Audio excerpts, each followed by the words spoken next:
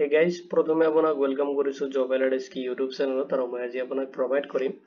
Assam state AIDS control সোসাইটিৰ পৰা ৰিকুৱাৰমেন্টৰ কাৰণে আহিছে নোটিফিকেশন যদি আপুনি ইন্টাৰেস্টেড তো ভিডিওটো হেয়ালৈকে চাব আৰু এইটো ৰিকুৱাৰমেন্ট ৰিলেটেড যদি কোনো ধৰণৰ কোৱেশ্চন থাকে আপুনি এইটো ভিডিওৰ কমেন্ট সেকশনত কমেন্ট কৰি দিব তাহক দেৰি নকৰি আজিৰ ভিডিওটো আৰম্ভ কৰো Assam state AIDS control society Requirement 2025 ৰ কাৰণে আহিছে notification টো আৰু তাৰ ডিটেইলছ খিনি আপুনি এইটো ভিডিঅ'ত চেক কৰিব পাৰিব Requirement overview খিনি চাই লওক য'ত organization name টো দি আছে Assam State AIDS Control Society ৰ পৰা আহিছে notification টো য'ত আপোনাৰ post name টো দি আছে Cluster Prevention Officer ৰ কাৰণে আহিছে notification টো আৰু salary আপুনি ৰিচিভ কৰিব 45,000 per month আৰু job location টো আপোনাৰ আসামত হ'ব আৰু অফিচিয়েল ওয়েবসাইটত আপুনি ভিজিট কৰিব পাৰে প্ৰথমতে যিকোনো ব্ৰাউজাৰ এটা ওপেন কৰি লব আৰু তাতে যদি আপুনি সাৰ্চ কৰে asses.assam.gov.in বুলি তেতিয়াহলে আপুনি আসাম ষ্টেট AIDS কন্ট্ৰোল সোসাইটিৰ যিটো অফিচিয়েল ওয়েবসাইট আছে তাতে আপুনি ভিজিট কৰিব পাৰিব এতিয়া চাই লওক যিটো ৰিকুৱাৰমেন্ট আহিছে তাৰে ডিটেইলছ খিনি য'ত নেম অফ পোষ্ট দি আছে ক্লাষ্টাৰ প্ৰিভেনচন অফিচাৰৰ কাৰণে আহিছে নোটিফিকেশনটো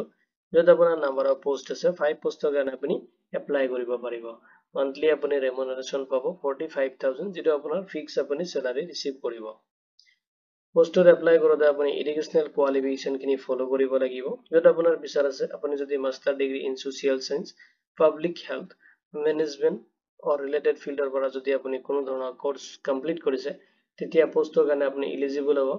লগতে বিচাৰ আছে মিনিমাম আপোনাৰ 3 ইয়াৰ্স ওয়াৰ্কিং এক্সপেৰিয়েন্স থাকিব লাগিব আউট অফ 2 ইয়াৰ্স আপোনাৰ থাকিব লাগিব must B supervisory levelত state or district health program আছে তাতে আপুনি কাম কৰা হ'ব লাগিব তেতিয়া হলে আপুনি পোষ্টত এপ্লাই কৰিব পাৰিব desirable experience বিচাৰিছে যদি আপোনাৰ HIV বা AIDS বা লাৰ্জ স্কেল যদি হেলথ ইন্টাৰভেনশনৰ যদি প্ৰগ্ৰামত আপুনি কোনো ধৰণৰ কাম বা প্ৰগ্ৰাম এক্সপেৰিয়েন্স আছে তেতিয়া পোষ্টৰ কাৰণে আপুনি প্ৰেফাৰেন্সটো বেছিকৈ পাব লগতে বিচাৰিছে যদি আপোনাৰ তেনেকুৱা নলেজ আছে পাব্লিক হেলথ সিস্টেম বা টাৰ্গেটেড ইন্টাৰভেনশনৰ যদি IT ৰিলেটেড আপোনাৰ যদি তেনেকুৱা মানে ই থাকে আৰু মানে টাৰ্গেট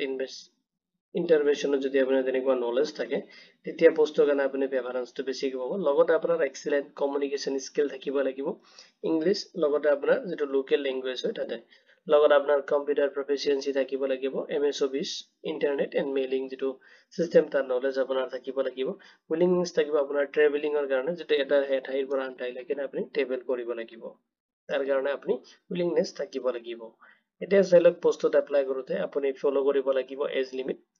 মেক্সিমাম এজ দি আছে 45 ইয়াৰ্স লৈকে আপুনি এপ্লাই কৰিব পাৰিব আৰু এজটো আপুনি ক্যালকুলেশন কৰিব লাগিব 1st এপ্ৰিল 2025 ৰ ডেট হিচাপত পোষ্টত যেটো আপোনাৰ সিলেকশন প্ৰসেস খিনি দি আছে তো আপোনাক শৰ্টলিস্টেড কৰা হ'ব তাৰ পিছত আপুনি ৰিটেন টেষ্ট অবলিক আপোনাৰ ভাইভা হ'ব দুটাৰ ভিতৰত যিকোনো এটা আপুনি ফেস কৰিব লাগিব এটো প্ৰসেসৰ ওপৰত বেস কৰি কিনে সিলেকশন কৰা হ'ব যেতিকে হিয়তে ৰিটেন টেষ্ট অবলিক ভাইভা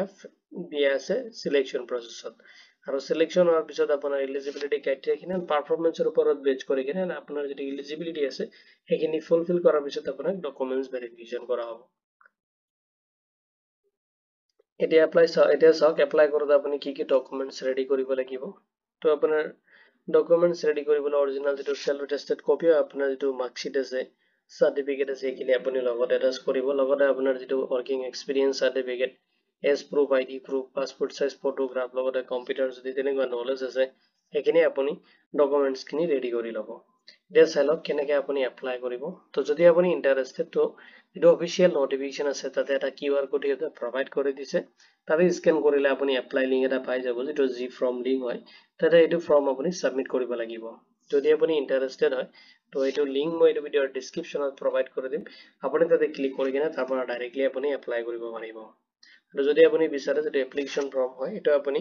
বাই মেইলৰ থ্ৰু আপুনি কৰিব পাৰিব এটো মেইল আইডি আপুনি নোট কৰি ল'ব পাৰে যেটো মেইল আইডি মই এইটো ভিডিওৰ ডেসক্ৰিপচনত প্ৰভাইড কৰি দিম তাতে আপুনি এটো সাবজেক্ট লাইন হয়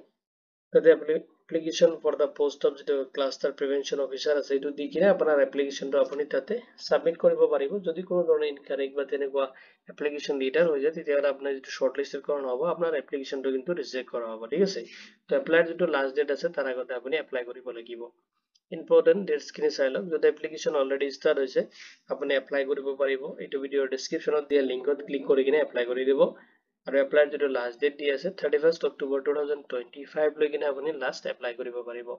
ইম্পৰ্টেন্স লিংক আপুনি এই ভিডিওৰ ডেসক্ৰিপচনত চেক কৰিব পাৰিব আৰু যদি এইটো ৰিকোয়াৰমেন্ট ৰিলেটেড কোনো ধৰণৰ কোৱেশ্চন থাকে তেতিয়াহলে আপুনি এই ভিডিওৰ কমেন্ট সেকশনত কমেন্ট কৰি দিব